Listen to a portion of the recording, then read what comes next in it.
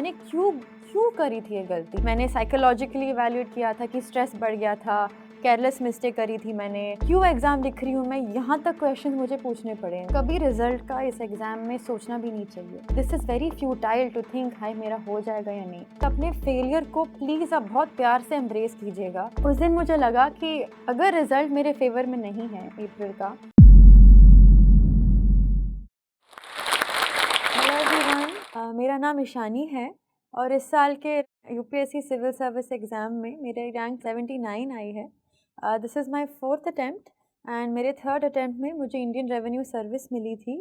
अगर देखा जाए तो माय जर्नी हैज़ बिन 4-5 साल की लंबी जर्नी रही है एंड इसको देखा जाए तो मैं इसको इंक्रीमेंटल सक्सेस बोलना चाहूँगी।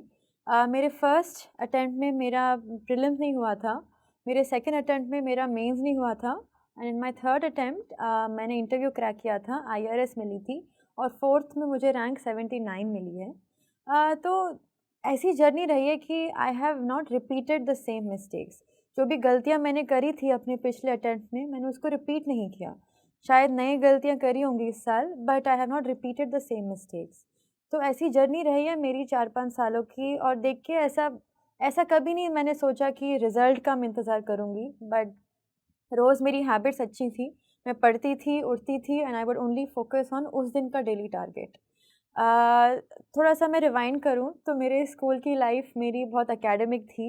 मैं टिपिकल फर्स्ट बेंचर रहती थी। I was very disciplined in school. But मेरी ये चाह थी फ्रॉम माय ऑक्यूपेशन कि मैं कुछ ऐसा इम्पैक्ट करूँ, कुछ ऐसा सैटिस्फैक्शन पाऊँ कि मेरा जो करियर है वो ऐसे लोगों को भी खुशी दे सके। और मेरे ग्रैंडफ़ादर का हाथ इसमें बहुत इम्पोर्टेंट था। वो हमेशा ये कहते थे कि I could crack the civil service exam और बहुत मुश्किल एग्ज़ाम है but I can still do it. तो उनके कारण आई हैड दिस इंटरेस्ट कि शायद मैं अपने इंजीनियरिंग के बाद सिविल सर्विसेज का अटेम्प्ट दे पाऊँ। बट ऐसा हुआ था कि 2018 में उनकी डेथ हो गई थी और फिर मुझे ऐसा लगा, थोड़ा-सा वॉइड लगा कि कोई मुझे ऐसे फ़िलॉसफ़िकल गाइड कर रहा था थ्रू माय लाइफ़, तो अब से कौन कर पाएगा? द सिमिलर वे इन विच जैसे कृष्णा अर्जुन के चैरिटियर थे, मुझे लगा कि मैं कहाँ जाऊँगी, कैसे करूँगी? जबकि मैं खुद पढ़ाई करूँगी बट जो मॉरल सपोर्ट चाहिए थी, मुझे लगा कि कोई दे पाएगा क्योंकि I needed some navigation in civil services. पर फिर I turn to my father जो आज तक मेरे सपोर्ट सिस्टम रहे हैं थ्रू आउट दिस प्रिपरेशन। जब मैं लेट पढ़ती थी बहुत 3-4 बजे तक, वो भी उठे रहते थे मेरे साथ। जब भी मैं रोती थी वो कहते थे नहीं हो जाएगा। तो ये कहते थे दैट कर्मण्यवादी कारस्ते माँ फलेषु कदाचन। इसका मतलब है दैट डू दाई ड्यूटी और आपको रिवॉर्ड की कोई कंसर्न नहीं करनी चाहिए कभी भी। अगर हम थोड़ी मेरी प्रिपरेशन को देखें तो 2019 में मैंने शुरू किया था। बाय द बुक सारी चीज़ें करी थी मैंने सारे सोर्सेज़ निकाले, टॉपर टॉक्स देखे, स्ट्रैटेजी बनाई, but it was an overload. बहुत ज़्यादा कंटेंट ऑनलाइन ले लिया था मैंने। वो मुझे ये रिग्रेट थी कि मैं बहुत मिसगाइडेंस में थी तब। सोर्सेज़ मैंने बहुत रखे थे, मैंने पीवाईक्यूज़ नहीं देखे थे अपने आप, मैंने खुद की प्रिपरेशन को बिल्कुल इंटरनलाइज़ नहीं किया था, जबकि मैं बहुत डिसिप्लिन से अपनी पढ़ाई करती थी। बट 2 क्वेश्चन्स थे 2019 में कि सबसे पहला कि चेन्नई से प्रिपरेशन करनी है, जहाँ पे मैं रहती हूँ, या दिल्ली से करनी है, और सेकंड क्वेश्चन था कि ऑप्शनल कौन-सा लेना है। तो पहली बात द प्लेस ऑफ प्रिपरेशन की। जबकि दिल्ली में बहुत पीयर ग्रुप अच्छा मिलता है, आपको इन्फॉर्मेशन तुरंत मिल जाती है। मुझे लगा कि मैं फ़ोकस्ड प्रेप वे से चेन्नई में भी कर सकती हूँ। मैंने अपने सपोर्ट सिस्टम जैसे मेरे मम्मा-पापा को ज़्यादा प्रायोरिटी दी। मुझे लगा कि इस प्रिपरेशन में मेरा concern any non UPSC issue का नहीं होना चाहिए, तो मैंने ये रिस्क लिया और मैं चेन्नई से ही मैंने सारे अपने अटेम्प्ट्स दिए हैं। और दूसरी बात थी ऑप्शनल की। तो ये कहते हैं कि optional is a game changer for your attempts. मुझे ऐसा ऑप्शनल चाहिए था जिसमें मुझे इंटरेस्ट भी हो and I could stick with it for the 4-5 years of my preparation. तब 2018 के टाइम सेंटिनलीज़ का इशू चल रहा था, ट्राइब्स बहुत न्यूज़ में थे और तब मेरी क्यूरियोसिटी बहुत पीक हुई कि ये होते क्या हैं this population, why are they so much in news, government उनको इतना इम्पोर्टेंस क्यों देती है। तो दिस वे मेरा इंट्रोडक्शन एंथ्रोपोलॉजी का बहुत सेरेंडिपिटी जैसे बाय चांस होने लग गया। फिर मैंने इसका सिलेबस देखा, मुझे क्यूरियोसिटी और बढ़ी सोसाइटी की और इन जनरल मुझे लगा कि जैसी मैं हूँ curious person about people about society, शायद ये वाला ऑप्शनल मेरे बहुत करीब हो। तो मैंने लिया ऑप्शनल, इसकी थोड़ी बुक्स देखी and within first 2 months I was sure कि शायद this would be my right attempt. But मुझे ये भी नहीं पता था कि मेरे फेल्ड मेंस में optional will bring me down और मेरे सक्सेसफुल मेंस में भी optional had brought me up. These are some of the learnings जो मैंने बाद देखी। तो 2019 में मैं पढ़ने लग गई। थोड़ी सी कोचिंग ली थी मैंने चेन्नई से, बेसिक क्लासेस की ली थी और 4-5 महीने की करी थी कोचिंग।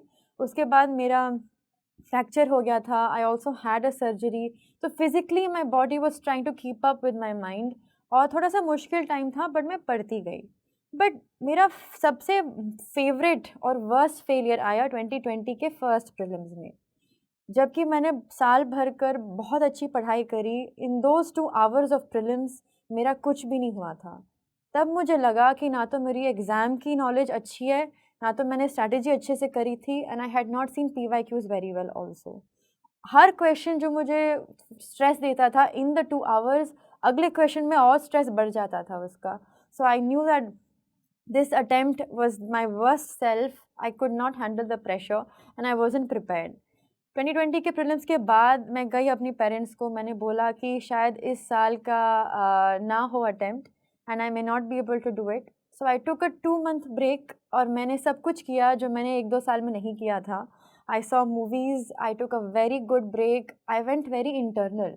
मतलब अंदर की बात मैंने सोची कि मैंने क्यों क्यों करी थी ये गलती, जबकि मैंने सब कुछ ठीक किया था।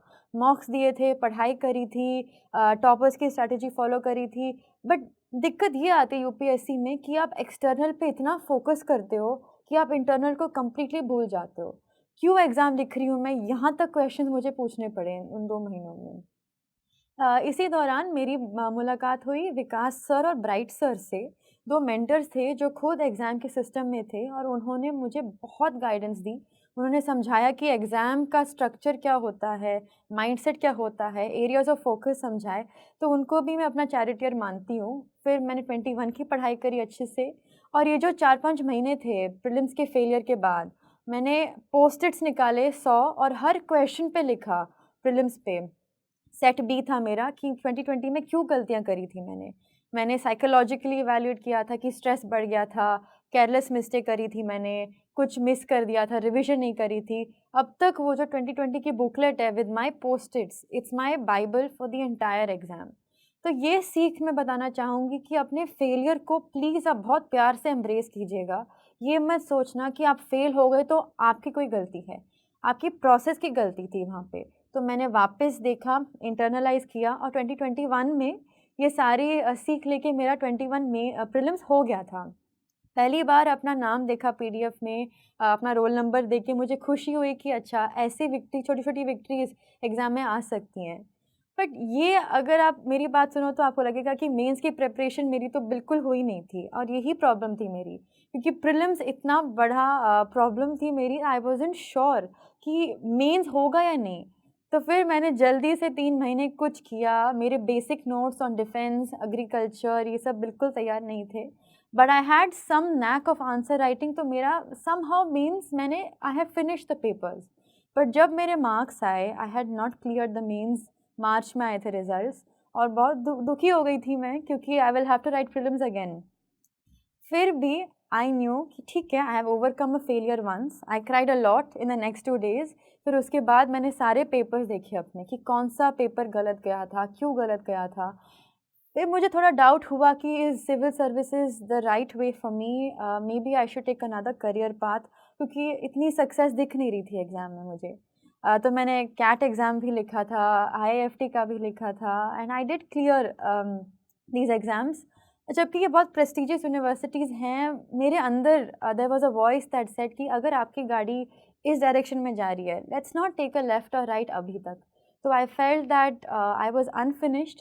तो मैंने वापस दिया 2022 में विकास सर के साथ, ब्राइट सर के साथ, और मेरे मम्मी-पापा ने बहुत मोटिवेट किया। इन्होंने कभी अटेम्प्ट की पाबंदी नहीं लगाई, टाइम का मुझे कभी प्रेशर नहीं दिया, तो मैं बहुत थैंक यू बोलना चाहूँगी सबको कि उन्होंने मुझे इतनी हेल्प करी। फिर 22 में देखा जाए तो प्रीलिम्स और मेंस दोनों हो गया था मेरा। But Abhi we can celebrate the success, but the reason that I was successful is because I had failed so hard in the past 2 years. क्योंकि मेरे failures ने मुझे इतना सिखाया था, I had this knowledge, ये सारे ज्ञान था मेरे पास कि कैसे करना चाहिए। और ये मैं मुझे एक और फिलॉसफी पढ़ते पढ़ते याद आई कि स्थिति प्रज्ञ फिलॉसफी कहते हैं उसको, कि जो भी स्थिति हो आपकी लाइफ में, खुशी हो या फेलियर हो या सक्सेस हो, आप हमेशा अपनी विजडम रखिएगा, क्योंकि आपको अगर भगवान, if he is brought you here, he will take you further also. तो मेरी फ़िलॉसफ़ी मुझे यहाँ तक लाई थी, क्योंकि जो भी होता है लाइफ में, मैं हमेशा अपना काम विज़डम रखती हूँ। ये भी मैं सोचती थी कि अगर मैं एग्ज़ाम के प्रेशर में शायद आ जाऊँ, तो क्या मैं फ़ील्ड पे अच्छा काम कर पाऊँगी या नहीं। तो ये सारी इंटरनलाइज़ेशन मुझे आती थी एग्ज़ाम में। और 22 का मेंस होने के बाद मेरा पीडीएफ में वापस नाम आया for my interview, and that was my first interview. और उससे बड़ा सक्सेस मैंने आज तक अपनी लाइफ में यूपीएससी करियर में नहीं देखा है। जबकि मैं अपने रैंक से बहुत, I am happy with my rank today, but first interview की जो न्यूज़ आती है दैट इज़ अनपैरेलल्ड। और उस दिन मेरे मम्मी-पापा रोने लग गए आउट ऑफ हैप्पीनेस, और तब मुझे पता चला कि वो भी कितना प्रेशर लेते थे एग्ज़ाम के लिए। सिर्फ मैं नहीं लिख रही थी, बट वो सब एग्ज़ाम लिख रहे थे मेरे साथ। घर पे प्रेशर था, एंग्ज़ायटी रहती थी, और फिर सब बहुत खुश हो गए इंटरव्यू में। मुझे लगा कि ठीक है, ये वाली विक्ट्री मैं लूँगी and I will be very happy with this. अब इंटरव्यू की प्रिपरेशन बहुत अलग सी होती है, क्योंकि आप प्रीलिम्स मेंस में अकेले पढ़ते रहते हो, और अब इंटरव्यू के लिए आप, you are in front of a lot of people, और आपको वो जज करते हैं। आप वापस जाके स्क्रैच नहीं कर सकते कोई भी आंसर। तो आप जो हो पर्सनैलिटी वाइज, वो आपको दिखाना होता है विद कॉन्फिडेंस। तो बहुत डिफरेंट प्रिपरेशन थी। जबकि मैंने स्कूल में पब्लिक स्पीकिंग करी थी, तो मुझे लगा कि क्या वो हेल्प करेगी मुझे। इस अनिल स्वरूप सर से बात हुई थी मेरी, उन्होंने मुझे बहुत मोटिवेट किया था। बट अगर हम इंटरव्यू की बात करें, तो उस दिन, उस सुबह मैं बहुत डर गई थी। इतनी एंग्ज़ायटी आई थी मुझे कि बाद में मुझे लगा कि भगवान टेस्ट कर रहा है मुझे कि can you handle the pressure. और यूपीएससी कैसा दिखता है, मैं पहली बार गई थी यूपीएससी भवन के अंदर और बहुत डर गई थी। एक हॉट सीट मानी जाती है, आपके पैनल के पहले जो सीट बाहर रहती है, उसमें मैं बहुत डरी हुई थी। खुद को समझा रही थी, नहीं आपने प्रीलिम्स क्लियर किया है, मेंस किया है, you can still do it.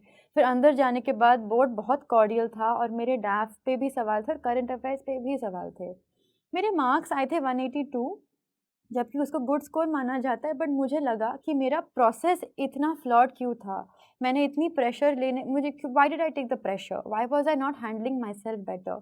तो मुझे लगा कि it was worrisome for me, because I knew I should have had स्थिति प्रज्ञा a bit better. But good news आई कि मेरा हो गया था सिलेक्शन आईआरएस में इन दैट 2022 में।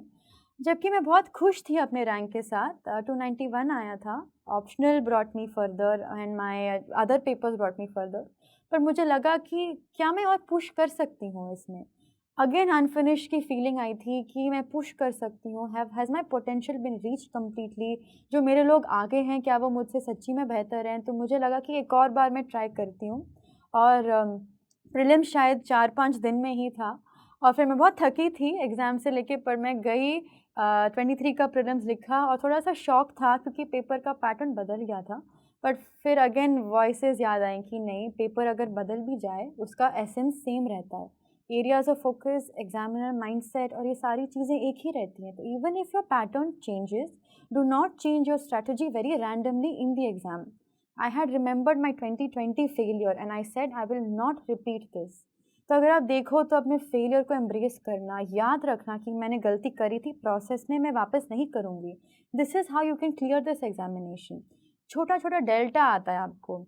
Even if you clear in first attempt और फिफ्थ अटैम्प्ट, ऑलवेज रिमेंबर कि आपकी गलतियाँ ही आपको आगे लेके आएंगी इसमें। फिर रिज़ल्ट प्रीलिम्स का हो गया था मेरा, एंड सब खुश थे around me, new batch of IAS, IPS, IRS officers. But I stayed away from felicitation and celebrations, और मैंने वापस प्रीलिम दिया था, क्लियर हो गया था। तो I had to skip the foundation course, और मैंने पढ़ाई करी 3 महीने। बट ये मेरी जो जर्नी थी, माय फोर्थ अटेम्प्ट वाली आईआरएस की, बहुत अलग सी थी, क्योंकि पहली बार I had met more people.